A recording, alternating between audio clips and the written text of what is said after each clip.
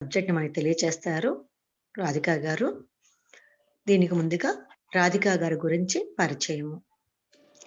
రాధిక గారు విజయవాడ వాస్తవ్యులు. వారు పీజీ డిప్లొమా ఇన్ యోగా చేశారు. అలాగే యోగా ఎంఏ, ఎంఎస్‌సి యోగా కూడా కంప్లీట్ చేశారు. అలాగే ఎంఏ ఆస్ట్రాలజీ, అలాగే ఎంఎస్‌సి సైకాలజీ కూడా పూర్తి చేశారు. ఇప్పుడు ప్రస్తుతానికి పీహెచ్‌డీ చేస్తున్నారు. ఇవే కాకుండా ఆచార్య నాగార్జున యూనివర్సిటీలో మన యోగా కోర్స్ కోఆర్డినేటర్‌గా సేవలందిస్తున్నారు. అక్కడ ఎంఎస్‌సి స్టూడెంట్స్‌కి, ఎంపీడీ, బీపీడీ వాళ్ళందరికీ కూడా క్లాసెస్ కండక్ట్ చేస్తున్నారు. పీజీ డిప్లొమా వాళ్ళకి కూడా క్లాసెస్ చేస్తున్నారు. ఇవే కాకుండా విజయవాడ వాగు వీరాంజనేయ స్కై ట్రస్ట్‌కి సబ్ సెంటర్ ఒకటి పడమట్లో స్టార్ట్ చేసి, దాని ద్వారా ఎంతో మందికి స్కై సిస్టమ్‌ని అందిస్తున్నారు. ఈ విధంగా మేడం విశేషమైన సేవలు చేస్తున్నారు స్కై సిస్టమ్‌కి. ఇప్పుడు మనకి పవిత్ర విధులు అనే సబ్జెక్ట్‌ని తెలియజేస్తారు. ఓవర్ టు రాధిక గారు. సుఖినో భవంతు మేడం. సుఖినో భవంతమ్మా. ఈ రోజు నాకు ఈ అవకాశం ఇచ్చినటువంటి ఏపీ కోఆర్డినేటర్ అరుణ్ బాబు గారికి, అలానే రీజనల్ కోఆర్డినేటర్ అయినటువంటి వనజామూర్తి గారికి, ఆర్గనైజర్‌కి, డబ్ల్యూసీఎస్సి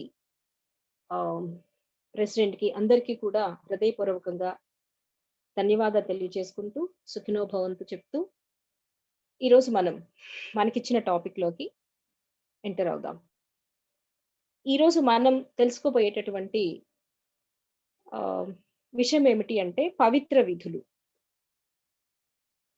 వీటి గురించి క్లుప్తంగా ఒక 25 మినిట్స్‌లో మనం కంప్లీట్ చేసుకుందాం. పవిత్ర విధులు. విధి. మానవుడు విశ్వ పరిణామ క్రమంలో తనను తను మార్చుకునే క్రమములో మనిషి ఆవిర్భావం జరిగిందని మనం ఎప్పటి నుంచో ఎన్నో క్లాసెస్‌లో తరగతుల్లో చెప్పుకున్నాం. వేదాద్రి మహర్షి గారు చెప్పినట్లుగా తన్మార్పు సిద్ధాంతం అనుసరించి మానవ సృష్టి జరిగింది. అది పంచభూతాల ఉత్పత్తి ఎప్పుడైతే జరిగిందో మానవునికి అంకురార్పణ అప్పుడు జరిగింది అని మనం తెలుసుకున్నాం. యోగము అనే కాన్సెప్ట్ కి యోగా అంటే కలయిక అని అనుకుంటున్నాం సామాన్యంగా. మహర్షి గారు ఇచ్చినటువంటి నిర్వచనం ప్రకారం మహర్షి గారు ఇచ్చినటువంటి తత్వంలో మానవుని జీవితము అంటే వ్యక్తి, సమాజము, ప్రకృతి మధ్య సమన్వయం. ఇదే జీవితం. ఈ విషయం కూడా మనం తెలుసుకున్నాం. మనిషి తనతో పాటు ఎలా ఉండాలి? తను శారీరకంగా, మానసికంగా ఈ రెండిటిని శరీరాన్ని, మనసును ఈ రెండిటి మధ్య సమన్వయము తోటి ఏ విధంగా జీవించాలి? అలానే ఆ వ్యక్తి సమాజము పట్ల అంటే వ్యక్తి సమాజము మధ్య ఎలాంటి సమన్వయం ఉండాలి? ఎలాంటి రిలేషన్ మెయింటైన్ చేయాలి? ఎలాంటి ఆరోగ్యకరమైన, ఆనందమైనటువంటి సమన్వయాన్ని కలిగి ఉండాలి? అలానే చివరిగా మానవుడు ప్రకృతితోటి ఏ విధమైనటువంటి కలయిక, ఏ విధమైనటువంటి రిలేషన్, ఏ విధమైనటువంటి హార్మోనియస్ రిలేషన్‌షిప్ ని మెయింటైన్ చేయాలి? సామరస్యమైనటువంటి జీవన విధానాన్ని ఎలా గడపాలి? అన్నదానికి ఎందరో మహానుభావులు మనకి ఇవ్వటం జరిగింది. ఆ జీవన విధానం గురించి ఎందరో మహానుభావులు మనకి విశిష్టమైనటువంటి సంస్కృతులని, జీవన విధానాల్ని అందించారు. దానిలో భాగంగానే వేదాద్రి మహర్షి గారు ఇప్పటి కాలానికి అనుగుణంగా, ఈ ఆధునిక యుగానికి అనుగుణంగా అతి సులభంగా అందరికీ అర్థమయ్యే రీతిలో జీవన విధానం ఏ విధంగా గడపాలి? ఆ వ్యక్తికి మధ్య సామరస్యం ఎలా ఉండాలి? ఆ కలయిక ఎలా ఉండాలి? అలానే వ్యక్తికి మధ్య ఏం చేయాలి? ఎలా జీవన విధానం కొనసాగించాలి? వ్యక్తికి, సమాజానికి మధ్య జీవన విధానం ఎలా కొనసాగించాలి? వ్యక్తికి, ప్రకృతికి మధ్య రిలేషన్ ఎలా ఉండాలి? ఈ విషయాల గురించినటువంటి పరిపూర్ణమైనటువంటి విషయాన్ని మనకి తన వేదాద్రియములో అందించటం జరిగింది. ఇక్కడ మనిషి ఇప్పుడు మనం చూస్తున్న దేనిని కూడా స్వంతగా సృష్టించుకోలేదండి. సృష్టించుకోలేదు అంటే తనకు తానుగా ఏమి సృష్టించుకోలా. మనకి విశ్వం ఒక ప్రకృతి కొంత సంపదనిచ్చింది. భగవంతుడు ఒక బహుమతినిచ్చాడు ప్రకృతి రూపంలో, ప్రకృతి వనరుల రూపంలో, ప్రకృతి సంపద రూపంలో. అవి ఏంటి అంటే మానవుడు మనుగడ కొనసాగిస్తున్నాడు అంటే, ఆ మనుగడ దేని మీద ఆధారపడి ఉంది అంటే, పంచభూతాల మీద ఆధారపడి ఉంది అని మనం తెలుసుకున్నాం. ఈ పంచభూతాలు మానవుడు సృష్టించినవా? భూమి, నీరు, అగ్ని, వాయువు, ఆకాశము మానవుడేమి సృష్టించుకోలేదండి. అది సృష్టించబడిన తర్వాతే మానవుడు ఉద్భవించాడు. కాబట్టి ఈ భూమి మీద ఉన్నటువంటి ప్రతి వ్యక్తికి కూడా వాటిని సద్వినియోగపరుచుకునేటటువంటి హక్కు ఉంటది. అందుకని మనకి మహర్షి గారు మానవ జీవిత లక్ష్యము అని అన్నప్పుడు స్పష్టంగా నిర్వచించడం జరిగింది. ఆ లక్ష్యం ఏమిటి అనే దానికి. నువ్వు ఫస్ట్ భగవత్ స్థితిని తెలుసుకొని, సరి అయినటువంటి జ్ఞానాన్ని తెలుసుకొని, భగవంతుని యొక్క జ్ఞానాన్ని తెలుసుకొని, 6వ జ్ఞానేంద్రియము సహాయముతోటి ప్రకృతి వనరులను సద్వినియోగపరుచుకుంటూ, ధర్మబద్ధమైనటువంటి జీవన విధానాన్ని గడుపుతూ భగవత్ స్థితిలో లయం అవ్వాలి అని స్పష్టంగా నిర్వచించారు. సో దాంట్లో ప్రకృతి సంపద, ప్రకృతి వనరులు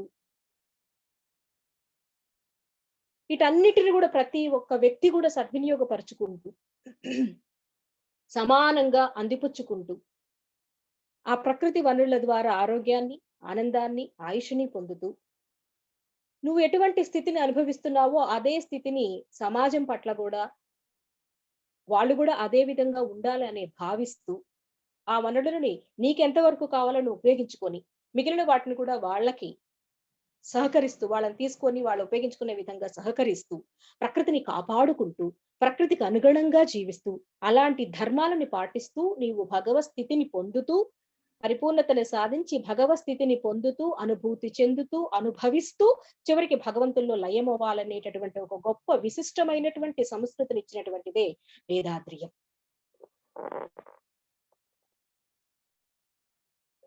ఇక్కడ క్రమేణా ఏమవుతూ ఉంది అంటే మనిషి అలా ఉన్నటువంటి ఈ విశ్వంలో ఉన్నటువంటి ప్రకృతి వనరులు అందరికీ అందుబాటులో ఉండాలి, అందరి సొత్తు అది. కానీ క్రమేణా పరిణామ క్రమంలో కొన్ని రకాలైనటువంటి కారణాల వలన వ్యక్తి ఏమవుతూ వచ్చాడు అంటే మనిషి ఏమవుతూ వచ్చాడంటే ఒక లిమిటెడ్ బౌండరీని గీసుకున్నాడు. ఒక పరిమితి అనేటటువంటి పరిమితిని గీసుకొని దానికి అనేక రకాల కారణాలు ఉంటాయి. అరిషడ్ వర్గాలు కావచ్చు, ఇగ్నోరెన్స్ అజ్ఞానం కావచ్చు, సరైన జ్ఞానం లేకపోవటం వల్ల కావచ్చు, సిక్స్త్ సెన్స్ ని సరిగా ఉపయోగించుకోలేకపోవటం కావచ్చు, 6వ జ్ఞానేంద్రియాన్ని సరిగా ఉపయోగించుకోలేకపోవటం కావచ్చు. వీటన్నింటి వల్ల బౌండరీ గీసుకుంటున్నాడు. ఇది నాది, అది నీది, దాని లోపలికి నువ్వు రావద్దు. ఇది ఫస్ట్ మానవుడు చేస్తున్నటువంటి మొట్టమొదటి తప్పుగా చెప్తున్నారు. అంటే ఇక్కడ ఏది క్రియేట్ అవుతుందంటే ఒక ఓనర్షిప్ అనేది, ఒక యాజమాన్యం అనేటటువంటిది ఎప్పుడైతే వచ్చిందో అతడు ప్రకృతికి విరుద్ధంగా, ప్రకృతి సూత్రానికి విరుద్ధంగా జీవించి పరిమితంగా ఉండి ఆ అపరిమితమైనటువంటి ఆ ఉన్నత స్థితి అయినటువంటి భగవత్ స్థితిని చేరుకోలేకపోతున్నాడు. సెల్ఫిష్ గా తయారవుతున్నాడు, స్వార్థంగా తయారవుతున్నాడు. అందుకని తన జీవితాన్ని దుర్భరం చేసుకుంటున్నాడు. శాస్త్రయుక్తంగా ఎన్నో రకమైనటువంటి ఎంతో 6వ జ్ఞానేంద్రియం ఉంటే ఎంతో ఎంతో అభివృద్ధిని సాధించుకుంది ప్రస్తుత ప్రపంచం. కానీ ఆరోగ్యంగా ఉంటున్నాడా, ఆనందంగా ఉంటున్నాడా, లేదా ఆయుష్ని పొందుతున్నాడా అంటే అది కూడా ఒక ప్రశ్నార్థకమే అయింది. ఎందుకని అంటే ఏదో ఒకటి మిస్ అవుతుంది అక్కడ. జీవన విధానంలో ఎక్కడో లోపం ఉంది.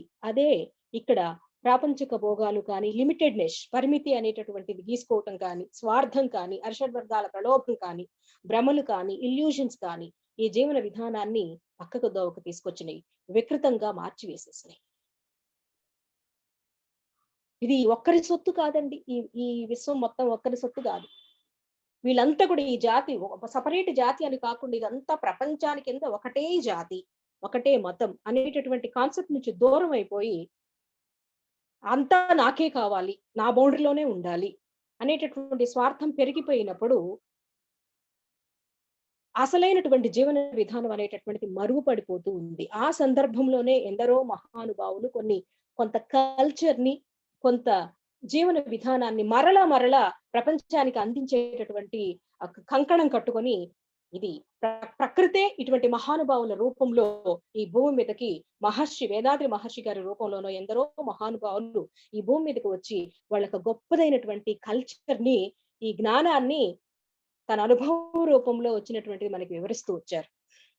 అదే ఎందుకమ్మా ఇట్లా జరుగుతుంది, ఎందుకు మనిషి అభివృద్ధిని ఎందుకు దుర్వినియోగపరుచుకుంటున్నాడు అంటే అక్కడ లోపించింది ఒకటేనండి. ఏంటి అంటే తన విద్యుక్త ధర్మాన్ని, తను ఎలాంటి పనులను చేయాలి, తన పట్ల తాను ఎలాంటి బాధ్యతలు నిర్వర్తించాలి, తన పట్ల తాను ఎలాంటి జీవన విధానాన్ని గడపాలి, భగవత్ స్థితిని అందుకోవటానికి ఈ శరీరము ముఖ్యం. వ్యక్తిగా నీకు శారీరకంగా, మానసికంగా, అలానే సంపద పరంగా ఈ 3 కరెక్ట్ గా ఉండాలి. శారీరక ఆరోగ్యము ఉండాలి, మానసికమైనటువంటి స్థైర్యము, ధైర్యము ఉండాలి, సంపద ఉండాలి. ఇవి 3 మంచి జీవితానికి మెట్లుగా చెప్తున్నారు మహర్షి గారు. మరి ఇవి ఇప్పుడు లేవే. శారీరక ఆరోగ్యము ఇదైపోతుంది, మానసికమైనటువంటి దౌర్బల్య స్థితిలో ఉన్నాడు, సంపద లేదు, సంపద ఒకళ్ళ కిందనే పరిమితం అయిపోయింది. ఇవి ఎప్పుడైతే లేవో మనిషి తన విధిని, తన ఆలోచనల్ని, తన పనులని ప్రకృతి విరుద్ధంగా చేసుకుంటూ వెళ్తున్నాడు. కొన్ని అసలు చేయలేకపోతున్నాడు. అలా కాకుండా ప్రతి ఒక్కరి జీవితము కూడా రిటర్న్ టికెట్ తోటే వస్తుందండి. ఎప్పుడు మనం భూమి మీదకి వస్తున్నాం, మరలా తిరిగి ఎప్పుడు పోవాలో already pre fixed, life is already pre fixed అని చెప్తారు. కానీ ఆ టికెట్ ఎప్పుడు వస్తుంది అనేది ఎవరికీ తెలియదు. ఆ సమయం ఎప్పుడు వస్తుందో ఎవరికీ తెలియదు. కాబట్టి జీవితం ఏంటి, మరణం ఏమిటి, ఈ రెండిటి మధ్య మన జీవితం ఎట్లా, మన మన మన జీవన విధానం ఎలా ఉండాలి, ఎలాంటి సామరస్యాన్ని కలిగి ఉండాలి, ఎలాంటి విధులని మనం, ఎలాంటి బాధ్యతని మనం, ఎలాంటి పనులను మనం నిర్వర్తించాలి అనే దానికి చెప్పుకున్నదే ఈ రోజు మన టాపిక్. ఒక వ్యక్తి శారీరకంగా, మానసికంగా, నిష్కామంగా ఏ విధమైనటువంటి పనులని జననము తర్వాత, మరణానికి ముందు, ఈ మధ్య కాలంలో చేయాలి అనేటటువంటి దానిని నిర్దేశించేదే డ్యూటీ అంటారు, లేదా విధి అంటారు, లేదా బాధ్యత అంటారు. అంటే మానవుడు ఒక్కడే ఇవన్నిటిని కూడా సమకూర్చుకోలేడండి. ఎందరో ఎందరో ఈ ప్రపంచంలో, ఈ సమాజంలో ఒక భాగము వ్యక్తి అంటే ఎందరో సహకరిస్తేనే మనం తినటానికి తిండి వస్తుంది, మన శరీరం ఆరోగ్యంగా ఉండటానికి కావలసినటువంటి ఆహార పదార్థాలు ఎందరో మహానుభావులు కష్టపడి శ్రమిస్తేనే మన నోటి దగ్గరికి వచ్చి సప్తధాతువులుగా మారి శుక్ల శోణితాల నుంచి శక్తి కణము వచ్చి ఆ శక్తి కణం శరీరం అంతటా వ్యాపించి పని చేయటానికి, ఆలోచించటానికి ఉపయోగపడుతూ సాధన కొనసాగించడానికి ఉపయోగపడి భగవస్థితిని చేరుకోవటానికి కారణమవుతుందే. మరి ఆ భగవస్థితిని చేరుకునేటటువంటి అవకాశాన్ని ఎవరిచ్చారు? మనం ఒక్కడమే కాదండి. ఇదంతా రావటానికి ఈ శక్తిని ఇస్తుంది ఎందరో, కొన్ని వేల, కొన్ని ఈ సమాజంలో ఉన్న అనేక కోటాను కోట్ల మంది సహకరిస్తేనే జరుగుతుంది.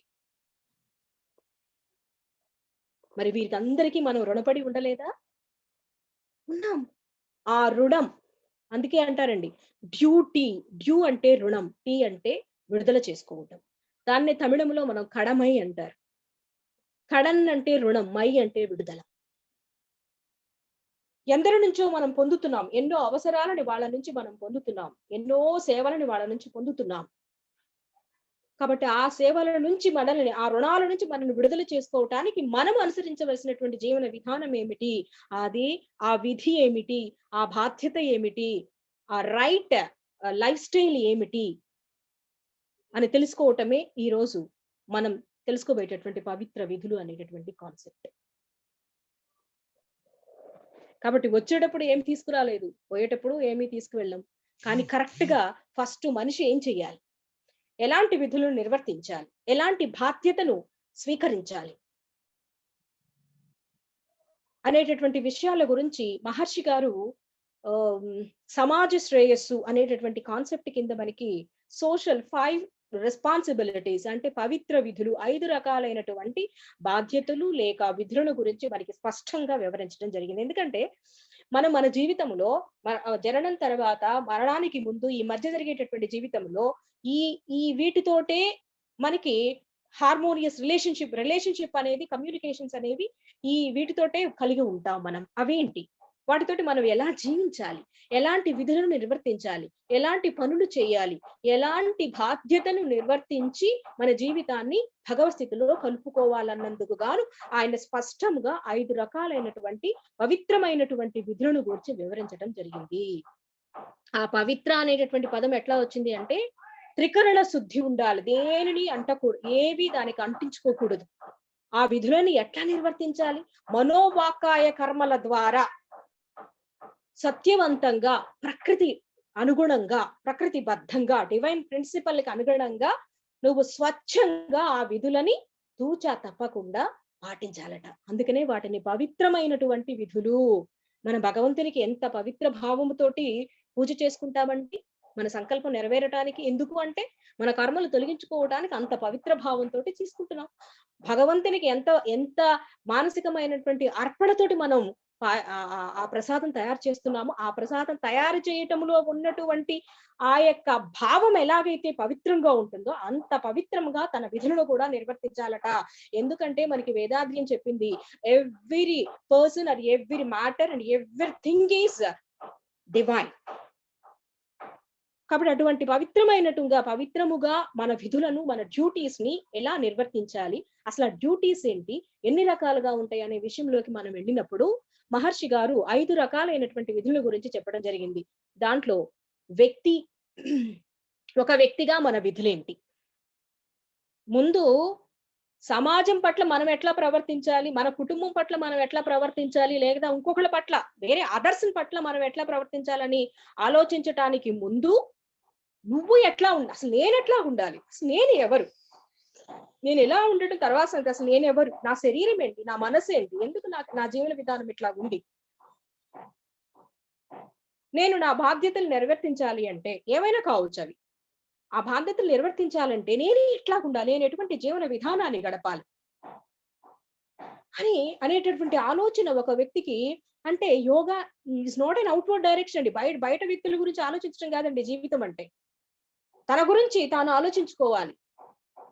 నాలో ఉన్నటువంటి సత్యాలేంటి, నాలో ఉన్నటువంటి మంచి గుణాలేంటి, నాలో ఉన్నటువంటి వ్యతిరేకమైనటువంటి ప్రకృతి విరుద్ధమైనటువంటి గుణాలేంటి, ఇవి ఎట్లా తొలగించుకోవాలనేది ఫస్ట్ ఎవరికి వాళ్ళు ఆలోచించుకోవాలి.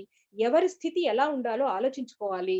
అది ఆలోచించుకున్న మరునాడే మీకు అన్ని పూర్తి జ్ఞానం అనేది తెలిసిపోయి అప్పుడు మిగిలినవన్నీ కూడా ఆటోమేటికల్లీ వచ్చేటటువంటి అవకాశం ఉంటుంది. ఏంటది? ఒక వ్యక్తిగా మనం ఫస్ట్ చేయాల్సింది ఏంటి అంటే, మనము రావటానికి కారణం తల్లి తండ్రి కలిస్తే వ్యక్తిగా మనం ఏర్పాటయ్యాం. మరి ఆ వ్యక్తి యొక్క ప్రవర్తన తన పట్ల ఎట్లా ఉండాలి?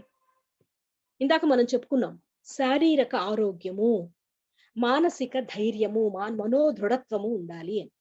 శారీరక ఆరోగ్యం కోసం మనకి మనోవికాస యోగ విద్య అనేటటువంటిది అద్భుతంగా మనకి మహర్షి గారు వివరించడం జరిగింది. అంటే మనము శారీరకంగా ఆరోగ్యంగా ఉండాలి, మానసికమైనటువంటి మంచి భావాలను కలిగి ఉండాలి, మంచి లక్షణాలు, మంచి ఆలోచనలు కలిగి ఉండాలి, మానసిక ధైర్యం ఉండాలి, అట్లానే సంపద ఉండాలి. ఆ సంపదను ఎట్లా అంట, ధర్మబద్ధముగా నువ్వు సంపాదించుకోవాలట. అంటే నువ్వు శారీరకంగా ఆరోగ్యంగా ఉన్నప్పుడు, మానసికమైనటువంటి పరిణితి నీ దగ్గర ఉన్నప్పుడు నువ్వు చక్కగా ఏ పని చేయాలి, ఏ పని చేయకూడదు అనేటటువంటి క్లారిటీ నీకు వచ్చిన నాడు ఆ పనులు చేస్తూ నువ్వు సంపదను పోగు చేసుకొని నీ బాధ్యతలని నువ్వు నిర్వర్తించేటటువంటి అవకాశం ఉంటుంది. అది నీ పట్ల కావచ్చు, ఇతరుల పట్ల కావచ్చు. అందుకని ఫస్ట్ మనం శారీరక ఆరోగ్యం కోసం వ్యాయామాలు అనేటటువంటి ఒక కాన్సెప్ట్ మహర్షి ఇవ్వటం జరిగింది. అట్లానే ఇవన్నీ చెయ్యాలి అంటే, బాధ్యతలు నిర్వర్తించాలి అంటే, ఆలోచించాలి అంటే, పని చేయాలి అంటే, రుణం తీర్చుకోవాలి అంటే నీకు ప్రాణశక్తి కావాలి. ప్రాణశక్తి తగ్గుతూ ఉంది, దాన్ని ముందే ప్రివెన్షన్ గా తగ్గకుండా ఉండటం కోసం నువ్వు కాయకల్ప అనేటటువంటి ఫిలాసఫీని మనకి ఇవ్వటం జరిగింది. అట్లానే మనసుని ఉద్దీపన చేసుకొని మనోవేగ తరంగాలను ఎమోషనల్ కాకుండా తగ్గించుకోవడం కోసం తపస్సులు ఇచ్చారు ఆయన. అట్లానే నిన్ను నువ్వు అంతఃశోధన చేసుకోవటానికి, పరిశీలించుకోవటి, కారణాలను వెతుక్కోవడం కోసం అంతఃశోధన పద్ధతులు ఇచ్చారు. ఇవన్నీ మనోవికాస యోగ విద్య ద్వారా మనకి ఒక వ్యక్తిత్వము, మంచి లక్షణాలు, మంచి జీవితం రావటానికి ఏవి అవసరమో అవన్నీ కూడా మనకి ఇవ్వటం జరిగింది. కాబట్టి ఒక పరిమితి పద్ధతి అనేది 5 యాక్షన్స్ లో, 5 రకాలైనటువంటి పనులలో మనకి పరిమితి పద్ధతిని వివరించింది వేదాద్రియం. అట్లా మనము మనం ఒక మంచి జ్ఞానానికి సంబంధించినటువంటి భగవత్ జ్ఞానానికి సంబంధించినటువంటి అసలైనటువంటి సత్యానికి సంబంధించినటువంటి పరిజ్ఞానం కోసం బ్రహ్మజ్ఞానము అనేటటువంటి కాన్సెప్ట్ ని మనిషికి ఇస్తున్నాడు మహర్షి గారు. తపస్సును ఇస్తున్నాడు, ప్రకృతి పట్ల అవగాహన ఇస్తున్నాడు.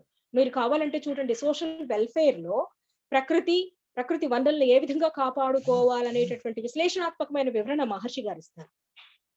ఎలా నీతివంతంగా ఉండాలి, ధర్మబద్ధంగా ఎలా ఉండాలి, మంచి నడవడికలు, ఇప్పుడు మనం తపస్సులో చూస్తున్నాం, ఇలాంటివన్నీ కూడా మనకి మహర్షి గారు ఇవ్వటం. అందుకని ఏ వ్యక్తి అయితే ఇవంతా జ్ఞానపరంగా ఎదిగి సాధనలు కొనసాగిస్తూ శారీరకంగా, మానసికంగా, సంపద పరంగా మంచి స్థితిలో ఉంటాడో, ఆ వ్యక్తి నుంచి వచ్చేటటువంటి ఆ తరంగాలు, ఆ శక్తులు, ఆ ఆలోచనలు, ఆ మాటలు కుటుంబానికి ఒక వరం అవుతాయి. మరి కుటుంబము అంటే ఏంటండి? వ్యక్తికి మొట్టమొదటి విధి ఏంటి అంటే కుటుంబము పట్ల తన బాధ్యతను నిర్వర్తించటం. కుటుంబము అంటే ఏమిటి? కుటుంబంలో అతను ఉంటారు, అతని తల్లిదండ్రులు ఉంటారు, అత్తమామలు ఉంటారు, భార్య ఉంటారు, బిడ్డలు ఉంటారు. సో ఇది ఒక కుటుంబం. ఎందుకని అంటే మన జీవితంలో మనం ఇప్పుడు వయసులో ఉన్నాం. మనం అన్ని పనులు చేసుకోగలం. కానీ మనకన్నా చిన్న పిల్లలు, ఇప్పుడే పుట్టిన పిల్లలు ఉన్నారు. మనకన్నా వయసులో వాళ్ళు ఉన్నారు. వారు అన్ని కార్యాలు వాళ్ళకి వాళ్ళుగా చేసుకోలేరు. కాబట్టి ఆ కార్యాలని ఎవరి వయసుకు తగ్గట్టుగా వాళ్ళ ఆలోచనలు, పనులు చేసుకోవడం కోసం ఒక కుటుంబం అనేటటువంటిది ఏర్పాటు చేసుకున్నాడు మానవుడు కాలక్రమేణా. కాబట్టి ఆ కుటుంబంలో ఆ వ్యక్తి భార్య పట్ల, తల్లిదండ్రుల పట్ల, కుమారుని పట్ల ఏ విధమైనటువంటి బాధ్యతను నిర్వర్తించాలో ఆ విధమైనటువంటి బాధ్యతను నిర్వర్తించటానికి, పనులను చేయటానికి కావలసినటువంటి శక్తిని సంపాదించుకున్నాడు, మనోబలాన్ని సంపాదించుకున్నాడు, సంపదని ఇచ్చాడు. ఇవన్నీ కూడా ఆ వ్యక్తి కుటుంబం పట్ల తన బాధ్యత నిర్వర్తించటానికి వ్యక్తి బాధ్యత కారణమయ్యింది. అట్లానే పిల్లలు ఉన్నారు. వాళ్ళు ఆ సమయంలో చదువుకుంటూ భవిష్యత్తులో ఒక మంచి జ్ఞాని అయి సమాజానికి సేవ చేసేటటువంటి అవకాశాన్ని ఇవ్వటానికి అవసరమైన బాధ్యతని ఇప్పుడు వాళ్ళు కుటుంబంలో ఈ వయసులో నిర్వర్తిస్తున్నారు. అదే పెద్దవాళ్ళు ఉన్నారు. వాళ్ళు ఆ వయసులో శారీరక శ్రమ చేయలేరు, శారీరక పని చేయలేరు. కానీ వాళ్ళ అనుభవముతోటి కుటుంబములో ఉన్నటువంటి తన బిడ్డకి, తన మనవళ్ళకి, తన కోడలికి, ఈ సమాజానికి అవసరమైనటువంటి సలహాలను ఇచ్చేటటువంటి బాధ్యతను నిర్వర్తిస్తున్నారు. అందుకనే కుటుంబ శాంతి అనేటటువంటి విషయంలో మహర్షి అద్భుతమైనటువంటి విశ్లేషణ ఇవ్వటం జరిగింది. సహనము, సర్దుబాటు, త్యాగము అని ఇట్లాంటి రిలేషన్ ని, ఈ అట్మాస్ఫియర్ ని గనక ఎవరైతే మెయింటైన్ చేస్తారో వారు సమాజోన్నతికి కూడా కారణమవుతారు. అట్లా ఇక మూడవ విధి చెప్పారు, బంధువుల పట్ల. ఎందుకంటే మనము రక్త సంబంధీకులు ఎవరైతే ఉంటారో వాళ్ళకి మనకి కొంత జెనెటికల్ ఫ్యాక్టర్స్ ఉండటం వలన మన బాధలు కానీ, మన కష్టాలు కానీ, మనం చేసే చేష్టల వల్ల ఏర్పడినటువంటి కొన్ని దుఃఖాలు కానీ, సుఖాలు కానీ వాళ్ళు అనుభవిస్తూ ఉంటారు. కాబట్టి వాళ్ళు కూడా ఆనందంగా ఉండాలి అనేటటువంటి కాన్సెప్ట్ తోటి మన బంధువుల్లో కూడా చక్కగా ఆనందంగా ఉండాలి. వాళ్ళకి కావాల్సినవి కూడా మనం సహాయం చేయాలి. వాళ్ళ నుంచి కూడా మనం ఎన్నో పొందుతున్నాం కాబట్టి వాళ్ళకి కూడా మన రెస్పాన్సిబిలిటీని, మన బాధ్యతని, మన విధిని నిర్వర్తించాలి అని చెప్పేసి బంధువుల పట్ల కూడా మన రిలేషన్ ని, మన సంబంధాన్ని ఎలా ఉండాలనేది వివరించడం జరిగింది. ఇక తర్వాతది ఊరు కావచ్చు, సొసైటీ అంటే సమాజం కావచ్చు, దేశం కావచ్చు. సో దాంట్లో ఎలా ఉండాలి అంటే సొసైటీ మీన్స్ వీళ్ళంతా వస్తారండి. ఒక కుటుంబం పట్ల నువ్వు ఎప్పుడైతే బాధ్యత తీసుకుంటున్నావో, కుటుంబం కావాల్సినటువంటి వనరులు ఎప్పుడైతే సంపాదించి పెడుతున్నావో, బంధువుల పట్ల వాళ్ళ యొక్క జీవితం పట్ల అవగాహన కలిగిస్తూ వాళ్ళకి ఏం కావాలో వాళ్ళు చూస్తున్నావో, అటువంటి స్థితిలో ఉన్నటువంటి వ్యక్తి సమాజంలో జరుగుతున్న సంఘటనల పట్ల కూడా ప్రతిస్పందిస్తాడు.